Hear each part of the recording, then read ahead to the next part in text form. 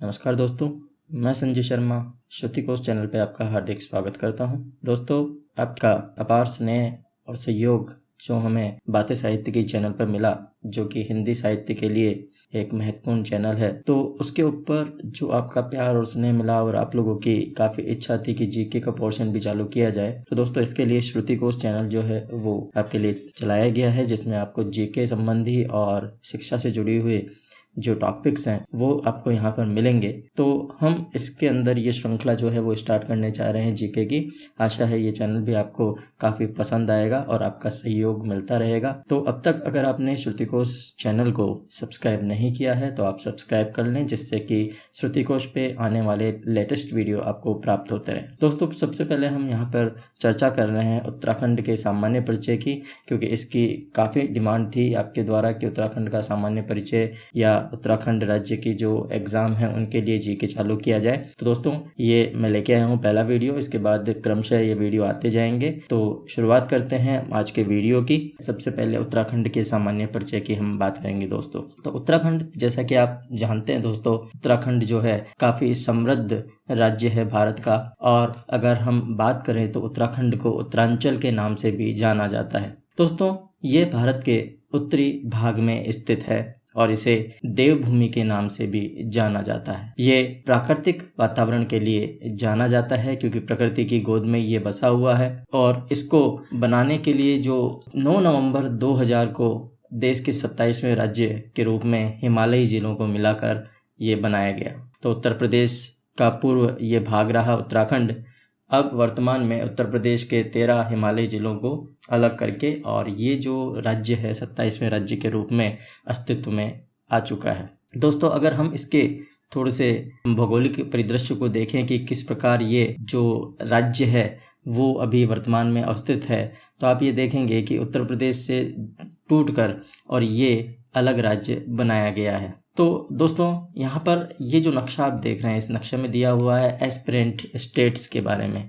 और aspirant state जो है वो आप जानते हैं कि जो राज्य नवगठित होना चाहते हैं उनके बारे में ये जो हमारा नक्शा है वो बात करता है। और इसी रूप में, जैसे कि राजस्थान के अंदर हम बात करें तो मरुभूमि जो है वो मरु जिले के रूप में, मरुभूमि के रूप में अलग होना चाहता है। वहीं पे जब हम बात करते हैं विदर्भ की, हम बात करते हैं अन्य राज्यों की, तो महाराष्ट्र हुआ, एमपी हुआ, यूपी हुआ, ऐसे कई जगह हैं जहाँ पर जो लोग हैं वो काफ़ी मांग कर रहे हैं कि हमें भी नए राज्यों के रूप में परिवर्तित किया जाए। तो ऐसे ही संघर्ष के बाद, एक लंबे संघर्ष के बाद, जो उत्तराखंड है वो भी यूपी से अलग हुआ और 13 हिमालयी जिलों के साथ एक नव गठित जो राज्य है वो यहाँ पर बना सन 2000 के अंदर। दोस्तों, इसकी थोड़ी और अगर हम बात करें तो हम ये देखते हैं यहाँ पर कि इसके चारों तरफ की अगर भौगोलिक परिदृश्य की बात करें तो ये चारों तरफ का भौगोलिक परिदृश्य, एक तरफ दोस्तों इसमें नेपाल है,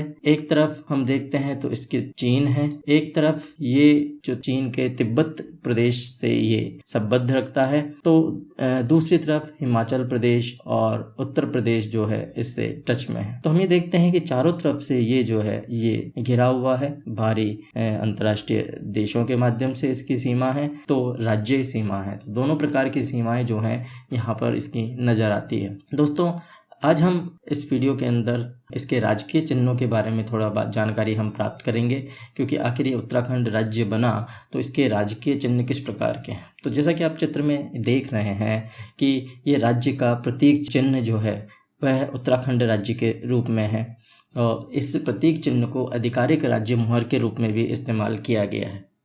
दोस्तों, 9 नवंबर 2000 को इसे आधिकारिक रूप से शामिल कर लिया गया राज्य के प्रतीक चिन्ह के रूप में, और यही राज्य की आधिकारिक राज्य मुहर बनाई गई 9 नवंबर 2000 को। जैसा कि उत्तर प्रदेश से अलग करके उत्तराखंड बनाया गया था, हमने पूर्व में बात की, तो उसी समय से ये 2000 से ही उत्तराखंड के प्रतीक चिन्ह के रूप में भी काम में लिया जा रहा है। आप जब इस चिन्ह को देख रहे हैं दोस्तों, तो इसमें आपको कई जो हैं वो चीज़ें नज़र आएगी। आपको इसमें लाल रंग नज़र आएगा, आपको इसमें पहाड़ी जो है वो दृश्य भी नज़र आएगा, आपको इसमें लहरों के तरह कुछ लाइनें भी नज़र आएगी।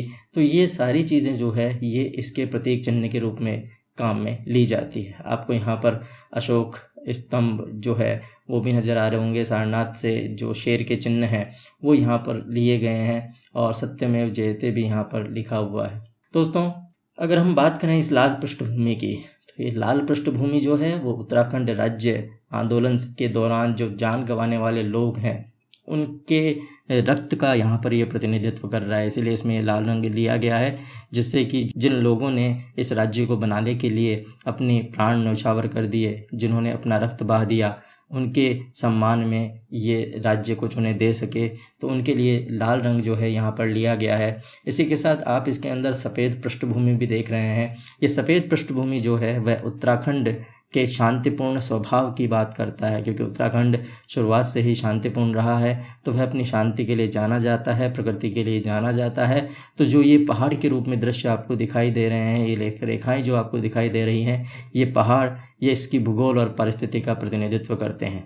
वहीं पर आपको ये जो धाराएं आपको दिख रही है दोस्तों, ये धाराएं 4 तरह की नदियों को प्रदर्शित करती है, जिनमें गंगा, यमुना, काली और रामगंगा, ये 4 तरह की यहाँ पर इसमें नदियाँ हैं। इसी के साथ दोस्तों, ये नदियों का रंग जो आपको नज़र आ रहा है वो नीला रंग आपको नज़र आ रहा है, और ये नीला रंग जो है वो नदियों के पानी की शुद्धता को दर्शाता है। और अंत में इसमें उत्तराखंड राज्य यहाँ पर लिखा हुआ है।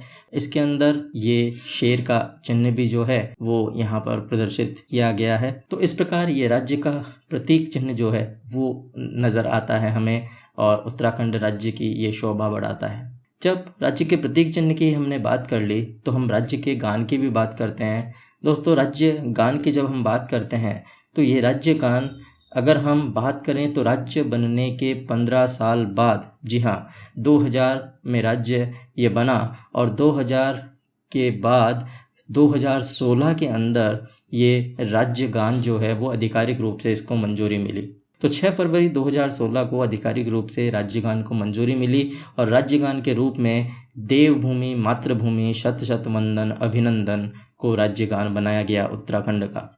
दोस्तों, इसके लिए कमेटी निर्धारित की गई थी, और ये कमेटी थी लक्ष्मण सिंह बिष्ट की कमेटी। और लक्ष्मण सिंह जो बिष्ट हैं, इनको बतरोही के नाम से भी जाना जाता है, जिनकी अध्यक्षता के अंदर ये कमेटी बनाई गई थी। उस समय के तत्कालीन मुख्यमंत्री हरीश रावत जी के द्वारा इस कमेटी के द्वारा जो निर्णय लिया गया, उस कमेटी के द्वारा अनुशंसाएं की गई। उन अनुशंसाओं के आधार पर उस समय के मुख्यमंत्री थे हरीश रावत जी, उन्होंने इसे राज्य गान के रूप में अपना लिया। दोस्तों, राज्य बनने के 15 साल बाद ये जो है आधिकारिक मंजूरी दी गई, और इस गान के जो लेखक हैं वो हेमंत बिष्ट हैं, और इसके गायक नरेंद्र सिंह नेगी के द्वारा ये जो गान है वो गाया गया, देवभूमि मातृभूमि शत शत वंदन अभिनंदन।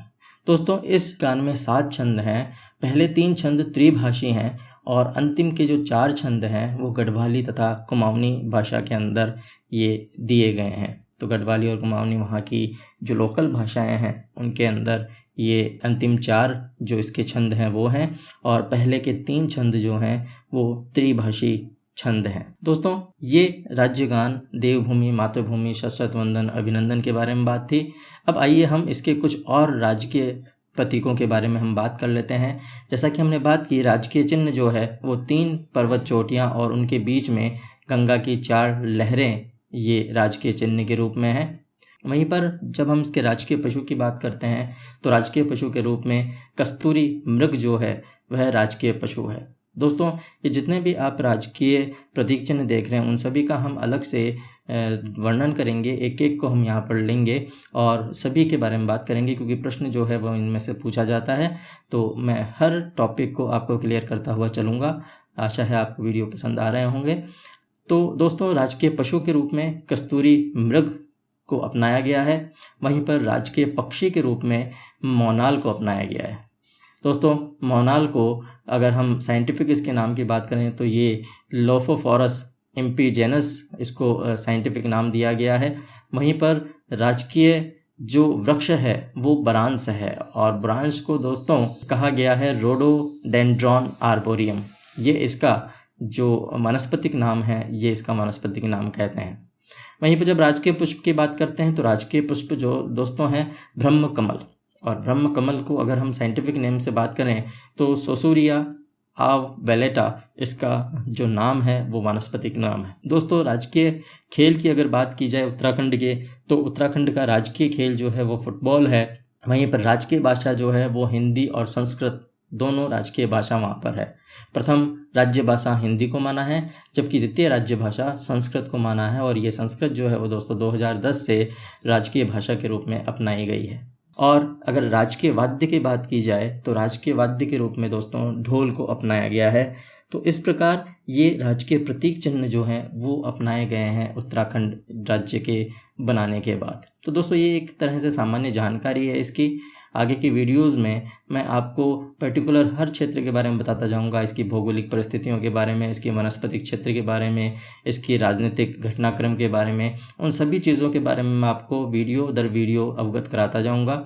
आशा है आपको वीडियो पसंद आया होगा। तो आप इस वीडियो को ज़्यादा से ज़्यादा लाइक करें, शेयर करें अपने दोस्तों के साथ, जिससे उनको भी ये लाभ प्राप्त हो सके। दोस्तों, आप हिंदी साहित्य के लिए हमारे चैनल बातें साहित्य को भी अपना सकते हैं और इसको आप सब्सक्राइब कर सकते हैं यूट्यूब पे। तो इससे आपको हिंदी साहित्य की जो आगामी परीक्षाओं के लिए नोट्स हैं वो यहाँ पर आपको उपलब्ध हो जाएंगे। तो दोस्तों, आशा है आपको वीडियो पसंद आया होगा। तो वीडियो को लाइक करें, शेयर करें अपने दोस्तों के साथ। और अब तक अगर आपने श्रुतिकोश चैनल को नहीं सब्सक्राइब किया है तो सब्सक्राइब करें, बेल आइकन का बटन दबाएं, जिससे कि आपको लेटेस्ट वीडियो प्राप्त होते रहें।